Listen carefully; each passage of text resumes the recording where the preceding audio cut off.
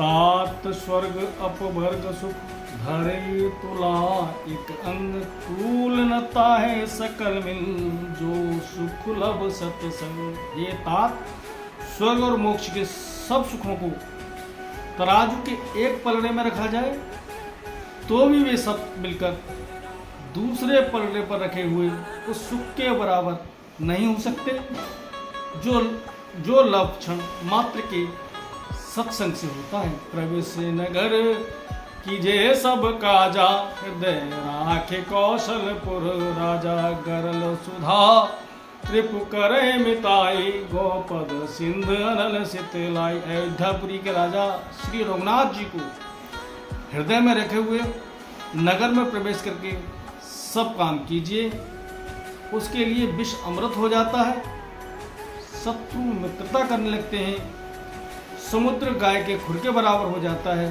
अग्नि में शीतलता आ जाती है। गरुण सुमेरु रैन समताही राम कृपा कर चितवा जाही अति लघु रूप धरेउ हनुमाना पैठा नगर सुमिर भगवाना। और हे गरुड़ जी, सुमेरु पर्वत उसके लिए रज के समान हो जाता है, जिसे श्री रामचंद्र जी ने एक बार कृपा करके देख लिया। तब हनुमान जी ने बहुत ही छोटा रूप धारण किया और भगवान का स्मरण करके नगर में प्रवेश किया। मंदिर मंदिर प्रतिकर शोधा देखे जहाँ तहाँ गणित योधा गयो दसानन मंदिर माही अति विचित्र कह जात सुनाई। उन्होंने एक एक प्रत्येक महल की खोज की, जहाँ तहाँ असंख्य योद्धा देखे, फिर वे रावण के महल में गए। वह अत्यंत विचित्र था, जिसका वर्णन नहीं हो सकता। सैन किए देखा कपिते ही मंदिर महुना दीख बैदेही भवन एक पुण्य दीख सुहावा हरि मंदिर तहाँ भिन्न बनावा। हनुमान जी ने उस रावण को सैन किए देखा, परंतु महल में जानकी जी नहीं दिखाई दी। फिर एक सुंदर महल दिखाई दिया, वहाँ भगवान का एक अलग मंदिर बना हुआ था।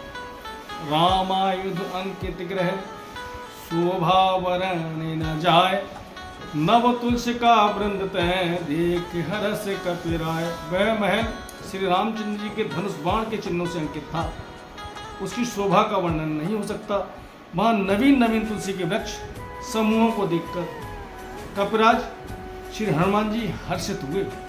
लंका निश्चर निकर निवासा यहाँ कहाँ सज्जन कर वासा मन में तर्क करन कपिलागा ते ही समय विभीषण लाग जागा। लंका तो राक्षसों के समूह का निवास स्थान है, यहाँ सज्जन साधु पुरुष का निवास कहाँ। हनुमान जी मन में इस प्रकार तर्क करने लगे। उसी समय विभीषण जी जागे। राम राम ते सुमिरन कीना हृदय हरस कपि सज्जन चीना यही सन हटे करिहूँ पहचानी साधु के होए न कारज हानि। उन्होंने विभीषण ने राम नाम का उच्चारण किया, हनुमान जी ने उन्हें सज्जन जाना और हृदय में हर्षित हुए। हनुमान जी ने विचार किया कि इनसे हट करके परिचय करूंगा, क्योंकि साधु से कार्य की हानि नहीं होती, प्रत्युत्तर में लाभ ही होता है। विप्र रूप धरे वचन सुनाए सुनत विभीषण उठत है आए कर प्रणाम पूछी कुशलाई विप्र कहाओ निज कथा बुझाई। ब्राह्मण का रूप धरकर हनुमान जी ने उन्हें वचन सुनाए। पुकारा सुनते ही विभीषण उठकर वहाँ आए, प्रणाम करके कुशल पूछी। हे ब्राह्मण देव, अपनी कथा समझा कर कहिए कि तुम्हारे दासन में कोई मोरे हृदय प्रीत अति होई कि तुम राम दीन अनुरागी आयो मोहे करण बण भागी। क्या आप हरे भक्तों में से कोई हैं? क्योंकि आपको देखकर मेरे हृदय में अत्यंत प्रेम उमड़ रहा है। अथवा क्या आप दीनों से प्रेम करने वाले हैं? स्वयं राम जी हैं जो मुझे बड़भागी बनाने आए हैं। तब हनुमंत कही सब राम कथा निज नाम सुनत जुगल तन पुलक मन मगन सुमेरे गुण ग्राम। तब हनुमान जी ने श्री रामचंद्र जी की सारी कथा कहकर अपना नाम बताया। सुनते ही दोनों की शरीर पुलकित हो गई और श्री रामचंद्र जी के गुण समूह का स्मरण करके दोनों के मन में प्रेम आनंद में मग्न हो गए। सुनहु पवन सुत रहने हमारी, जे में दस ही निमहु जीव विचारी। तात कबहू मोहि जाने अनाथा, करहें कृपा भानु कुल नाथा। विभीषण ने कहा, हे पवन पुत्र मेरी रहनी सुनो, मैं यहाँ वैसे ही रहता हूँ जैसे दांतों के बीच में बिचारी जीव। ये तात मुझे अनाथ जानकर सूर्यकुल के नाथ श्री रामचंद्र जी क्या कभी मुझ पर कृपा करेंगे। तामस तनु कछु साधन नाही, प्रीत न पद सरोज मन माही।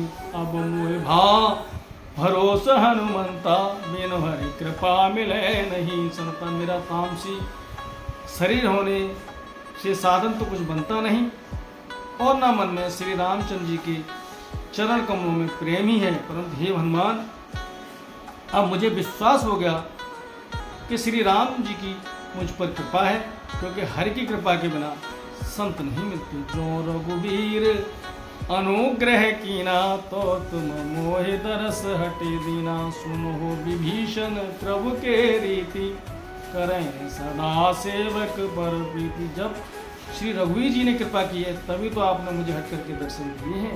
ये विभीषण सुनिए, प्रभु की यही रीत है कि वे सेवक पर सदा प्रीति करते हैं। कहूँ कबन में परम कुलीना, कपि चंचल सब ही विधिहीना। प्रात ले जो नाम हमारा, ते दिन ताहे न मिले आहारा। भला कहिए, मैं ही कौन बड़ा कुलीन जाति का चंचल वानर हूँ और सब प्रकार से नीच हूँ। प्रातःकाल जो हम लोगों बंदरों का नाम ले ले तो उस दिन उसे भोजन न मिले। असमय अधम सखासु मोहु पर रघुवीर, कीनी कृपा सुमिर गुण भरे बिलोचन। हे सखा सुनिए, मैं ऐसा अधम हूँ पर श्री रामचंद्र जी ने मुझ पर भी कृपा की है। भगवान के गुणों का स्मरण करके हनुमान जी ने दोनों नेत्रों में प्रेम आंसुओं का जल भराया। जानत हो अस स्वामी बिसारी, फिर थे काहे न होए दुखारी। ये विद कहत राम गुण ग्रामा, पावा अनिर्वाच विश्रामा। जो जानते हो भी ऐसे स्वामी श्री रघुनाथ जी को भुलाकर विषयों के पीछे भटकते फिरते हैं, वे दुखी क्यों ना हो। इस प्रकार श्री राम जी के गुण समूह को कहते हुए उन्होंने अनिवर्चनी परम शांति प्राप्त की। उन सब कथा विभीषण कही, जे विद जनक सुता कह रही। तब हनुमंत कहा सुन भ्राता, देखी चहु जानकी माता। फिर विभीषण ने श्री जानकी जी की जिस प्रकार वहाँ रहती थी वह सब कथा कही। तब हनुमान जी ने कहा, हे भाई सुनो, मैं जानकी माता को देखना चाहता हूँ। जुगति विभीषण सकल सुनाई, चले पवन सुत विदा कराई। कर सोई रूप गये पुन तहवा, बन अशोक सीता रहे जहवा। विभीषण ने माता के दर्शन की सब युक्तियाँ कह सुनाई। तब हनुमान जी विदा लेकर चले। फिर वहीं मस्तक समान रूप धरकर गए जहाँ अशोक वन में सीता जी रहती। देखी मनहि मनु कीन प्रणामा, बैठे बीत जात निस जामा। कृष तनु शीस जटायक बैनी, जपत हृदय रघुपति गुण शैनी। सीता जी को देखकर हनुमान जी ने उन्हें मन ही मन में प्रणाम किया। उन्हें बैठे ही बैठे रात्रि के चारों पहर बीत जाते हैं। शरीर दुबला हो गया है, सिर पर जटाओं की एक बैणी लट है। हृदय में श्री रघुनाथ जी के गुण समूह का स्मरण करती रहती है। निज पद नयन दिए मन, राम पद कमल लीन। परम दुखी भा पवन सुत, देखी जानकी दीन। श्री जानकी जी को नेत्रों को अपने चरणों में लगाए हुए हैं और मन में श्री रामचंद्र जी के चरण कमलों में लीन है। जानकी जी को दुखी देखकर पवन पुत्र हनुमान जी बहुत ही दुखी हुए। श्री राम जय राम जय जय राम, श्री राम जय जय राम, श्री राम।